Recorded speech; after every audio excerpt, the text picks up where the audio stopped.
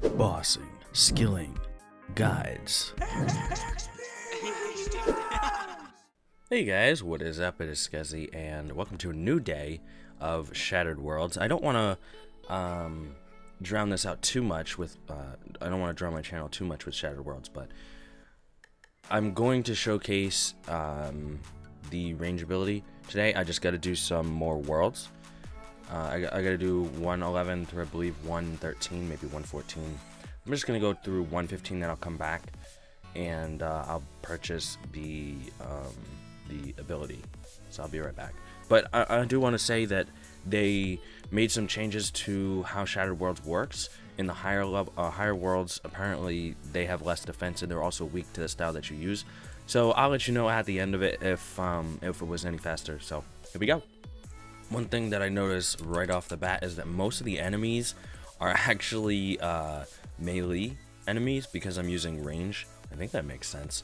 And that's going to be actually really good for just like, I don't know, trying to get them from a distance. But okay, yeah, I don't know, these guys are not, but these guys are. These guys are. So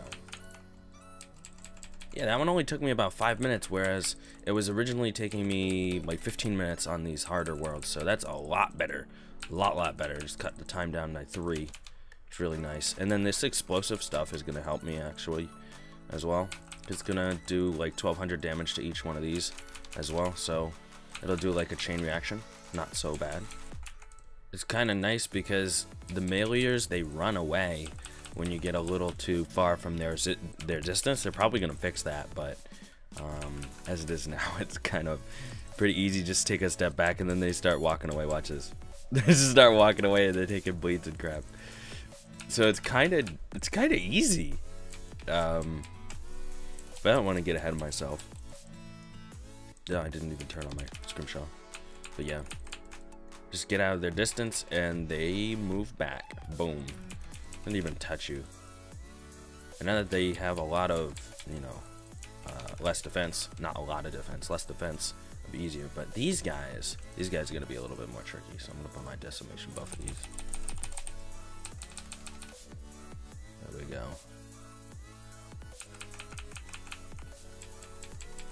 There we go. That's not that bad, is it?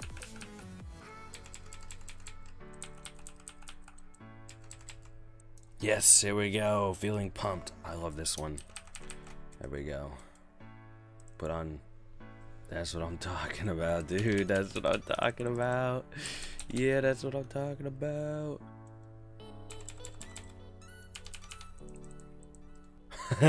Magnetic got into the video.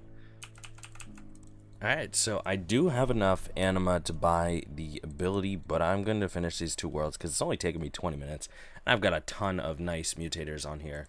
So yeah, I'm just going to finish this up.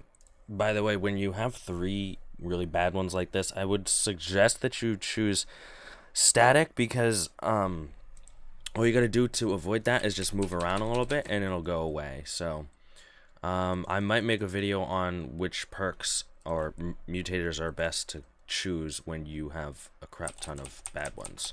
Like as you can see in the bottom it says 1 stack, which I don't really know what that means, but all you gotta do is move around a little bit. It's not that big of a deal. Yeah, so also after the update, the mechanical mechanized Chinchampas hit pretty well. They work with Deadshot and Snapshot and Rapid Fire. Actually, I don't know if it works with Snapshot, but definitely works with Rapid Fire and Deadshot. So I would highly recommend using range. I'm definitely going to get the range ability. I'm going to test it here. Now I do have a rotation that works pretty well for these areas still, as long as you have the Feeling Pumped perk. Or I keep calling it perk, but it's a mutator. But it works really well. If you start taking a bunch of damage, just switch to your mechanized Chinchampa and a shield. Use Barricade and then use Rejuvenate as well to get your HP back up. Then use Revenge, and then just start the process all over again at the next camp that you get to. And this is like the only place that you can use all these abilities, because most of them are ultimate abilities that really, they actually work really nice together. And you wouldn't be able to use this otherwise. So, but yeah, once you start, you know, not taking damage, then it's best to switch back to your dual-handed, because then you could use, because when you're using a shield, it's not as good damage. But the shield is for when you need to heal back up. Alright, just finished my objective on 115, so I'm going to go in here, and I'm going to get this checkpoint, which is nice, and I'm going to open this, see how much anima that I get. So I have 67 million right now. So I got 1.5 million bonus for 30 minutes.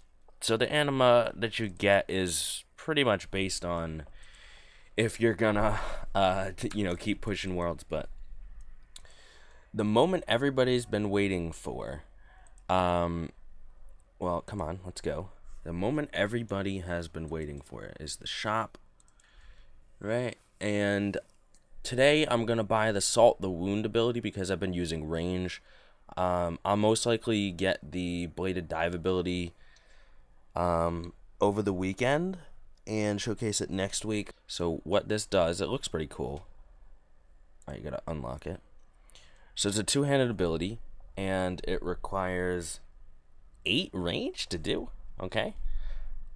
Shoot an arrow that detonates on contact with a target, dazing them, deals 150% weapon damage. Target suffers at 10% decreased accuracy on their next attack.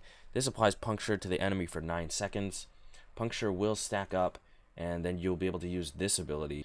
But it deals up to 188% weapon damage, plus up to an additional 18% weapon damage for every puncture stack on the enemy. Also resets the duration of puncture on the enemy. So this has a 15-second cooldown, which means in the mini game itself, it should be really good, because you'll stack. Oh, actually, you know what?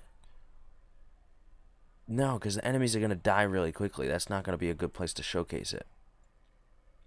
So it might not be that great in this mini game. But, so the JMod said that once it's at like stack 7 or 8, then it will be worth using this one, which makes sense, because if you look, this one is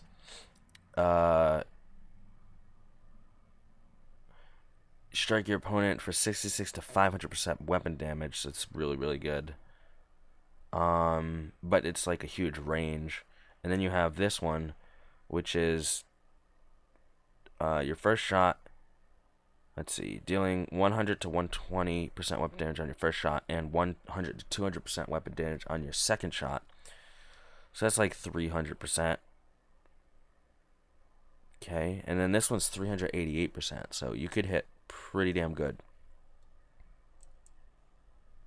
Alright, so typical test, we're going to be at the dummy at my house, and the punctured has a little tiny debuff icon over the enemy's head. Now I can tell you straight off the bat, this is probably not going to be good for things like Slayer. This is mainly going to be good at bosses where you have multiple people using range at the same time, and the boss fight lasts more than well, however long it takes to get all these. So you have a 5-second cooldown for punctured, and you got to get 7 stacks, so that's what, 35 seconds. If you do this one every single time, that's like 35 to 40 seconds. So your boss fight needs to be at least 40 seconds, and then you can use this, which only did like a 3,000. But it does reset your punctured stacks. And then, let's see. So use it again. What do we hit? 3,000. That's not that great. I'm looking for like a 5,000. Cause that's like 200% of my weapon damage, right? Let's do it again. There we go. Another 3,000. 5,700. That's more like it. And that's without death swiftness. That's without crit. But it took us like 4 hits to get that. So we're going to keep going. But as I said, this is only going to be good when you're killing a boss monster. That the fight is 4,500. That's pretty good. The boss fight is more than is going to be more than 40 seconds, because then you can only get one of these shots in. And is it really even better than Shadow Tendrils at that point? If the boss fight is only like 20 seconds, it's not going to be that great compared to your other thresholds. So what I can recommend is this is like a niche. This is definitely niche, and you're only really going to want this when you're killing bosses and stuff. But it seems like it would be really good. Here's a couple places that I think would be really good. Next Angel of Death, because you're using range at both of those. Or you can use a range at both of those.